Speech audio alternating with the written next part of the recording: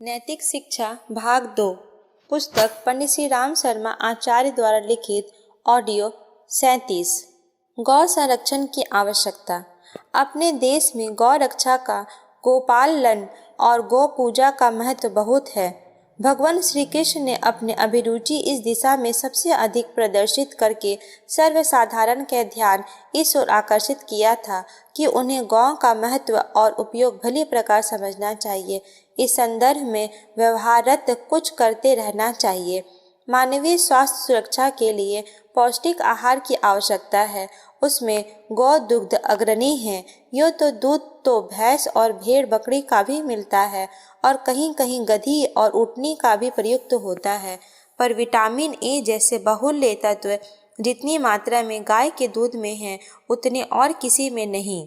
देखने में भैंस या भेड़ का दूध चिकना गाढ़ा निकलता है, पर गुणों में गोरस से उसकी कोई तुलना नहीं। जितने उपयोगी खनिज, लवण, रोग निरोधक, बलवर्धक जीवन तत्व गाय के दूध में हैं उतने किसी में नहीं मिलेंगे।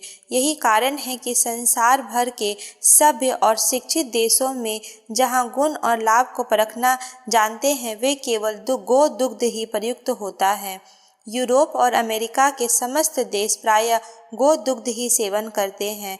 भैंस तो अफ्रीका और भारत को छोड़कर अन्यत्र कहीं पाई ही नहीं जाती। मिस्टर राल्फ ए हेने से एक बार एक व्यक्ति प्रश्न किया, बच्चे कभी अस्वस्थ ना हो, कोई ऐसा नुस्खा बताइए। श्री हेने ने उत्तर दिया, संतानों को शक्तिशाली और बलवान देखना हो तो उन्हें गाय का दूध और मक्खन रोज दिन में 3 बार खाने को दीजिए। आयुर्वेद शास्त्र में भी गौ दुग्ध का ही प्रतिपादन है। धर्म ग्रंथों में जहाँ कहीं दूध घी की आवश्यकता का वर्णन है वहाँ गोरस का भी उल्लेख समझना चाहिए। दूरदर्शी ऋषियों को लौकिक दृष्टि से गोरस की शारीरिक उपयोगिता विदित ही थी। इसके अतिरिक्त वे उसके मानसिक और आध्यात्मिक गुणों से भी परिचित थे। गाय में गाय के बछड़े से जैसी फुर्ती और चतुरता रहती है वैसी भेड़ या भैंस से नहीं। स्पष्टता इन पशुओं का मानसिक स्तर भी दूध में घुला रहता है। भैंस का दूध पीने से उसी जैसा आलस्य, प्रमाद एवं बुद्धूपन बढ़ता है। भेड़ चाल युक्ति में उस प्राणी की अदूरदर्शिता का ही वर्णन है। गाय इन सबसे निराली है। उसकी स्फूर्ति और चतुरता बात बात में परखी जा सकती है। मार्ग में खेलते हुए बच्चे को गाय बचाती हुई चलेगी, पर भैंस अपनी राह चलती जाएगी, चाहे बूढ़ा बच्चा कोई भी क्यों ना कुचल जाए। तनिक सी गर्मी, सर्दी और थकान बर्दाश्त करना भैंस के लिए कठिन है। माता का जैसा स्वभाव होता है बच्चा भी वैसी प्रकृति का बन जाता है। यह दूध का गुण है। भैंस या भेड़ बकरी का दूध पीने वाले उन्हीं जैसे हे गुणों वाले बनते चले जाते हैं। भूतपूर्व सूचना मंत्री के शाह के एक बार संसद सदस्य नारायण स्वरूप शर्मा ने पूछा, क्या आपके पास कोई ऐसे आंकड़े हैं जिनसे गाय की उपयोगिता सिद्ध होती हो? श्री शाह ने बताया, हाँ है। कुछ दिन पूर्व रूस के वैज्ञानिकों का शिष्टमंडल भारत आया था। उसके नेता डॉक्टर सिरोविच बहुत बड़े वैज्ञानिक हैं। उन्होंने बताया कि गाय दूध में एटॉमिक रेडिएशन से रक्षा करने की सबसे अधिक शक्ति है।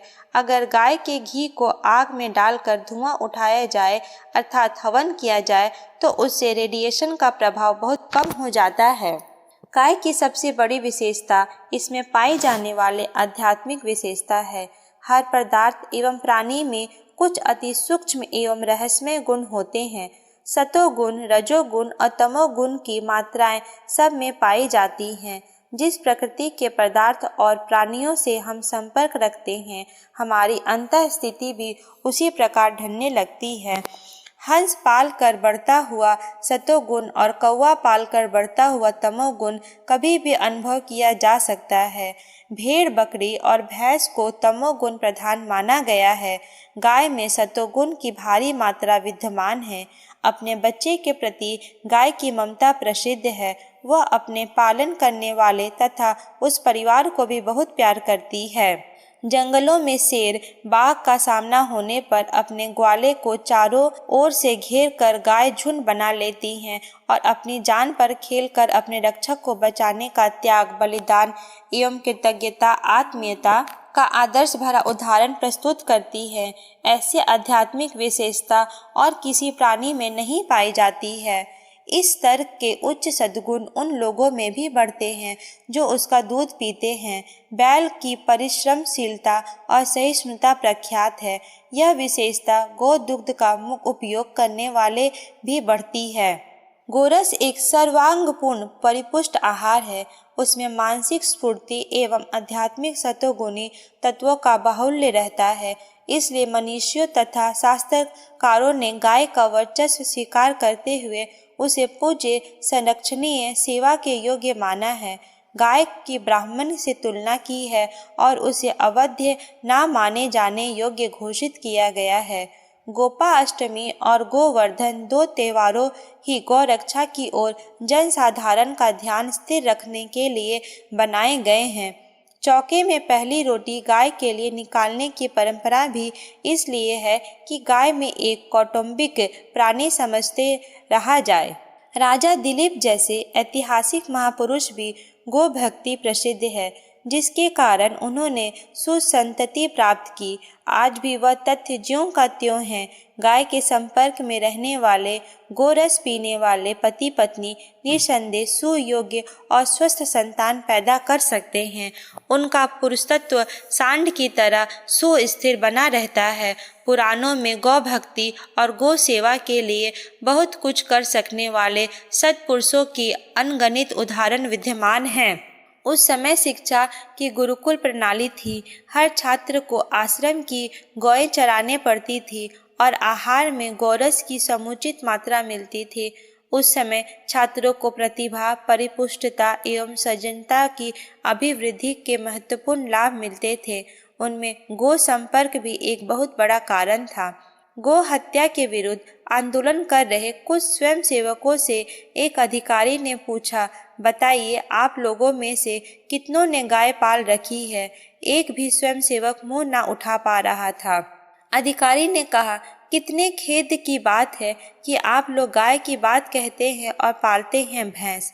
दूध भैंस का ही पसंद करते हैं, जबकि गुणकारी गाय का ही दूध है। कुछ लोगों ने कहा, गाय का दूध सस्ता बिकता है, इसलिए भैंस पालने के लिए विवश होते हैं।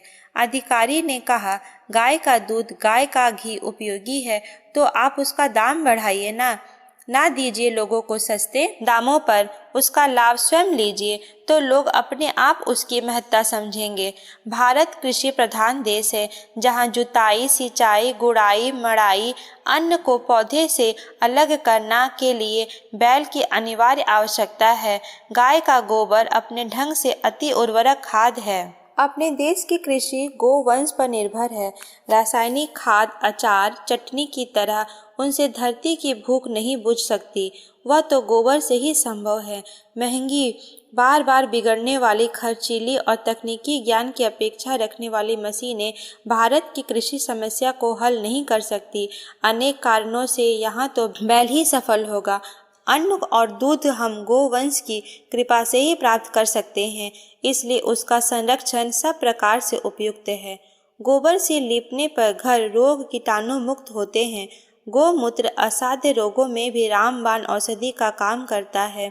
इसकी गंध से विषैले रोग, कृमि अनायास ही मरते हैं और स्वास्थ्य रक्षा की एक सहज व्यवस्था बनी रहती है। आवश्यक है कि हम गो रक्षा पर ध्यान दें और अपनी शारीरिक, मानसिक, आध्यात्मिक, आर्थिक एवं धार्मिक स्थिति को परिपुष्ट बनाने के लिए इस दिशा में कुछ ठोस कदम उठाएं। अमेरिका के पेंसिल्वानिया के एक वैज्ञानिक ने गोमूत्र की जांच करके बताया कि भारतीयों ने गोमूत्र और गोबर को इतना महत्व दिया है, वह निरर्थक नहीं। रासायनिक विश्लेषण से पता चलता है कि गोमूत्र में भी विटामिन तत्व पाया जाता है। यह एक दुर्भाग्य ही है कि जिस देश में गौ को पूजा और गौ रक्षा को धर्म माना जाता है, उसी में उसकी सबसे अधिक दुर्गति हो। गौ की नस्ल बुरी तरह खराब हो चुकी है। वे जरा सा दूध देती और बेकार समझी जाती हैं। कसाई की छुरी के नीचे ही उन्हें आश्रय मिलता है। गोवंश बुरी तरह घटता और नष्ट होता चला जा रहा है। उसका एकमात्र कारण उस ओर बढ़ती जाने वाली हमारी अपेक्षा ही है।